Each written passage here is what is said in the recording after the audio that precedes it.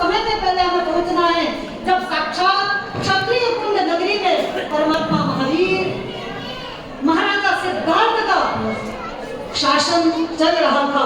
महारानी त्रिशला देवी अपना गर्भ समय धीरे धीरे संपन्न करने जा रही थी।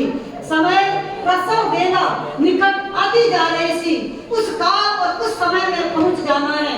अभी कुछ क्षणों के लिए ये भूल जाना है कि आप सांचौर राजस्थान के निवासी हैं। इस समय आप सबको ये एहसास, ये भावना, इस प्रकार की भूमिका में प्रवेश करना है कि आप सभी कहाँ के नागरिक हैं? क्षत्रिय कुंड नगरी के नागरिक हैं। इस समय आप नरेंद्र मोदी की प्रजा नहीं है, बल्कि सिद्धार्थ महाराजा की प्रजा है। इस समय हम सिद्धार्थ महाराजा की प्रजा हैं। सिद्धार्थ महाराजा के शासन काल में इस समय हम जीवन यापन कर रहे हैं और परमात्मा महावीर के जन्म का हम सभी बेसब्री से इंतजार कर रहे हैं। अभी हकीकत तो यह है कि आज परमात्मा का जन्म कल्याणक दिन नहीं है, पर फिर भी हमें भावों के द्वारा उस दिन में उपस्थित हो जाना है।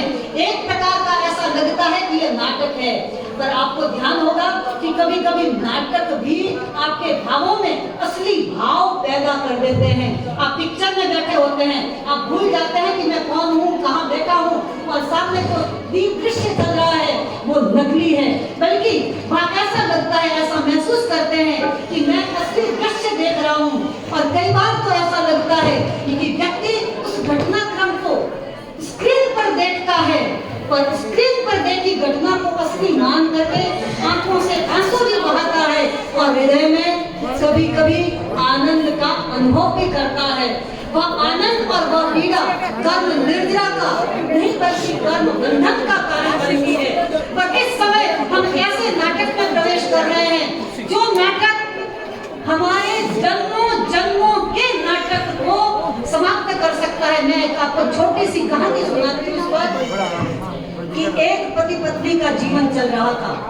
संयोग से शादी हुई, उस समय तो बहुत प्रेम था, पर धीरे धीरे आपस में कोई इस प्रकार का विवाद हुआ, ईगो बढ़ता गया। अहंकार के कारण उनके संबंध खटास में पड़ गए, खटाई, उनके संबंधों में एक प्रकार की खाई आ गई, एक प्रकार की दरार आ गई, संबंधों में एक प्रकार का विच्छेद जैसा अवसर वातावरण उपस्थित हो गया। संयोग से लड़की के यानी पत्नी के पिताजी का पत्र आया कि देखो